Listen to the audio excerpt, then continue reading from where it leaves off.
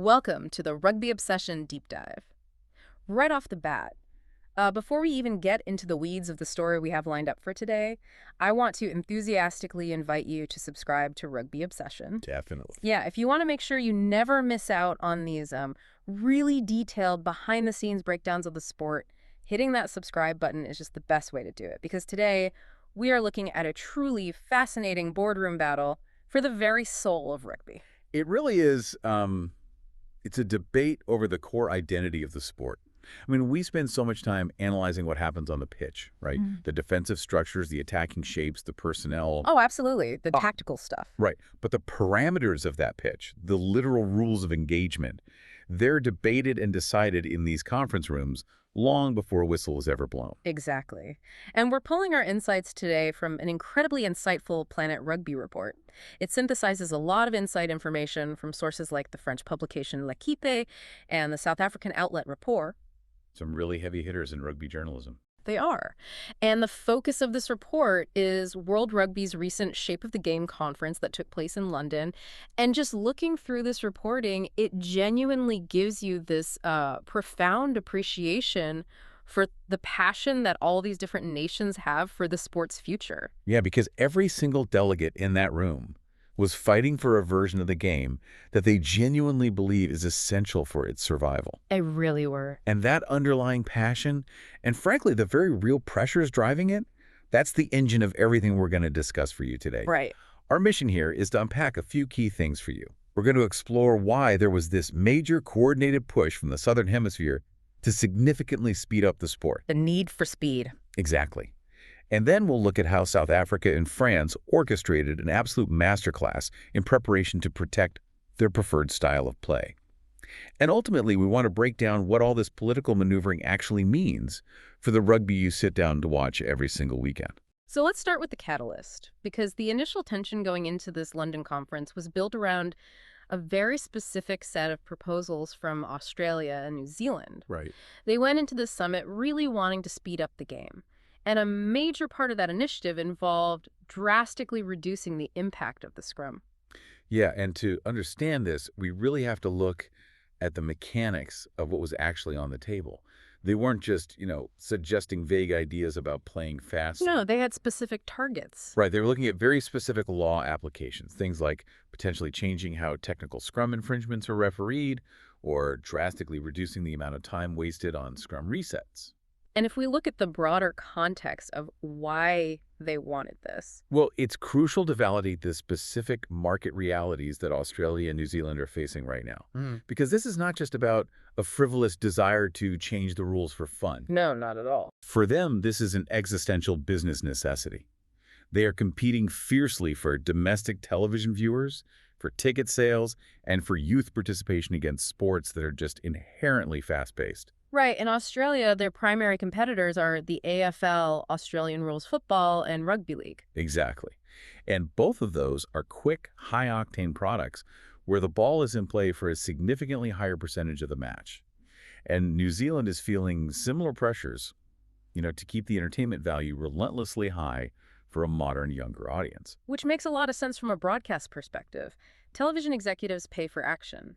If a casual viewer tunes in and sees 4 minutes of the broadcast eaten up by front rows, repeatedly collapsing and resetting, They're gone. Right, they might just flip the channel to the NRL. So for Australia and New Zealand, speeding up union and reducing the time spent staring at a static set piece is a vital survival tactic to secure their commercial future. Precisely. It's a completely rational, data-driven response to their local broadcasting markets.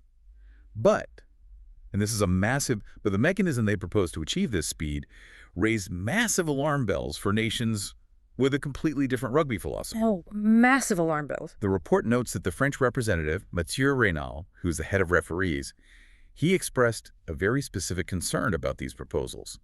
He stated that the Southern Hemisphere duo essentially wanted to, and I quote, turn scrums into mauls. Turn scrums into mauls. That phrase strikes right at the strategic heart of the set piece.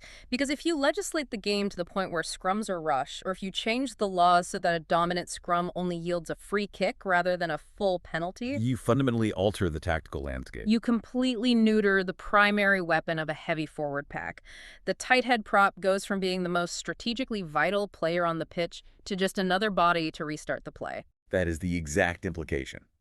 A traditional scrum is a highly technical battle of raw torque. It's a mechanism to assert physical dominance, draw a penalty, and kick for territory. Whereas a maul is dynamic. Right. In a maul, the ball and the feet are moving. If scrums function more like quick restarts, you eliminate one of the foundational combat elements of rugby union. You remove the incentive to field a 130-kilogram prop whose primary job is to anchor that set piece. And that brings us to the resistance. Because South Africa was emphatically not going to let that tactical shift happen. Not on their watch. No way.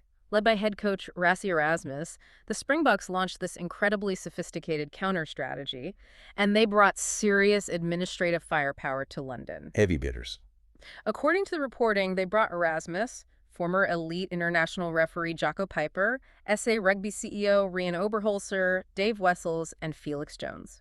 They didn't just show up to the conference with some hastily scribbled talking points. No, the report states they spent a full 3 months actively preparing for this specific summit. 3 months. Let's just consider what 3 months of preparation for a rules committee actually entails. Yeah. This isn't just coaches sketching plays on a whiteboard on a Tuesday afternoon. Right. Bringing in Rian Oberholzer means they had their absolute top administrative and legal minds involved. Bringing in Jocko Peyper means they were meticulously analyzing refereeing trends, penalty counts, and the exact wording of the law book. And Felix Jones being there. That means they had deep, granular data on ball and play times and physical exertion metrics.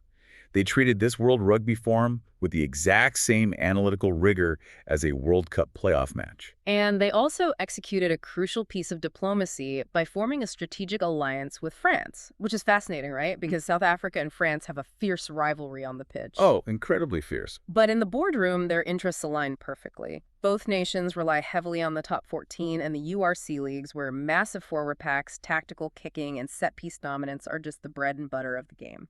All right, so by teaming up, South Africa and France ensured that the two great giants of the heavy physical game presented a united front.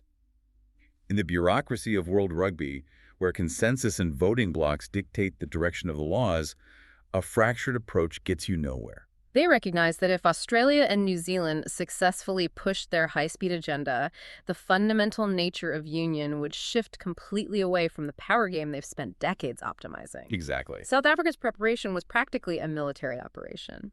And hey, if you are loving this tactical breakdown, really looking at the game outside the game, make sure to subscribe to Rugby Obsession. You want to miss these deep dives. You really don't. And actually, we want to hear your thoughts on this fundamental debate right now. Do you prefer a faster game, the more free-flowing style that the Southern Hemisphere was pushing for? Or do you love the heavy set pieces, the grinding scrums? That's a great question. Let us know in the comments. We read all of them. Getting back to South Africa's core argument, though, it really cuts right to the center of this contrasting regional philosophy. Let me quote directly from the report source cited in the article. An insider told them, quote, South Africa just wanted rugby to remain rugby. Just wanted rugby to remain rugby. Right. They framed their entire resistance not as an attack on the Southern Hemisphere's business model, but as a passionate defense of the sport's historical foundations. The really compelling part of this report is the specific aha moment in the defense the Springboks used to counter the Australian and New Zealand proposals. They looked at the geopolitical landscape of the sport and made the argument that the tail should not wag the dog. Exactly. Yes, Australia and New Zealand are locked in a fierce domestic competition with the AFL and Rugby League. But just because those specific markets are struggling with viewership, that doesn't mean the entire global game has to fundamentally rewrite its rulebook to accommodate them. It's a very strong structural argument because South Africa and France are seeing record stadium attendances and massive television audiences with the game exactly as it currently is. Right. The product isn't broken for them. Not at all. They push this beautiful, inclusive philosophy that 15-man rugby should remain a sport that accommodates all sizes and body types. If you speed the game up too much by eliminating the fatigue-inducing heavy set pieces, you risk turning Union into just a 15-man version of sevens. You create an environment where every single player on the pitch needs to be built like a track athlete. Exactly. And the beauty of a traditional rugby union team is the sheer diversity of the athletes. You have a hooker, a lock, a scrum half, and a winger who look like they belong to completely different athletic disciplines. Completely different body shapes. Yet they all share the exact same field and have indispensable roles. And that physical diversity is what makes Union unique compared to other sporting codes. The report actually highlights a fascinating biological and cultural argument that South Africa presented. The gene pool argument. Yes. They argued that over decades, South Africa has purposefully, quote, built up a gene pool for this exact style of play.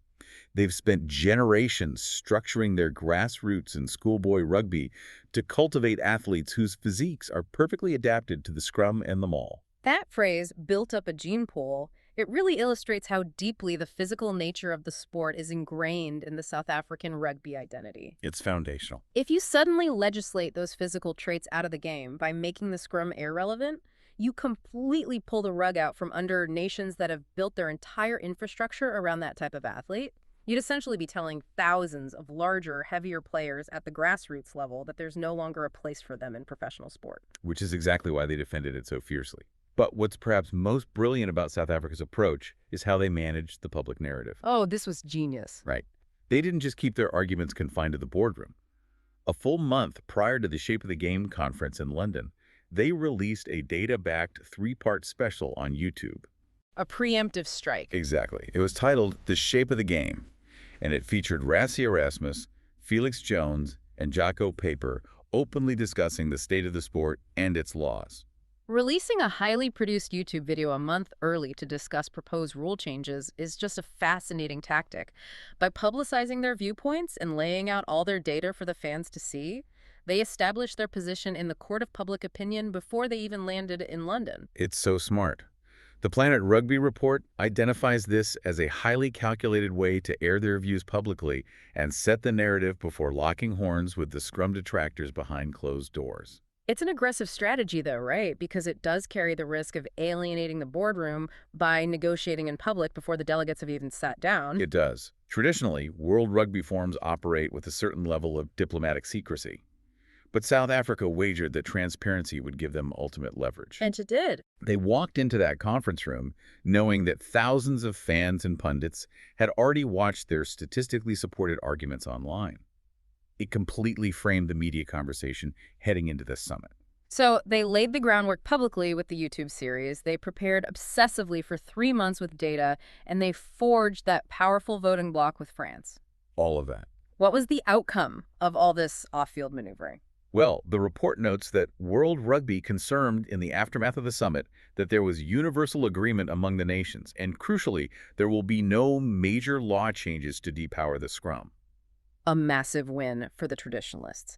Now, universal agreement in the context of World Rugby usually means a consensus was reached that satisfies the voting majority, even if it requires some compromise. Right. Nobody gets exactly everything they want. Exactly. The source from Rapport added a caveat, noting that South Africa didn't get its way with every single little thing. Negotiation always involves concessions. Perhaps we'll see stricter enforcement of the shot clock for setting the scrum, or harsher penalties for intentional collapsing. Minor tweaks designed to address the time-wasting concerns of Australia and New Zealand without altering the fundamental value of the set piece itself. But the overarching result was undeniably a triumph for preserving the sport's identity. In fact, Mathieu Raynal, who had expressed those initial fears about scrums becoming mauls, he publicly declared he was satisfied with the outcome. It's huge. It is. The heavy set piece remains a vital, heavily legislated, and well-rewarded aspect of the game. And this really brings us back to why this all matters to you as a viewer.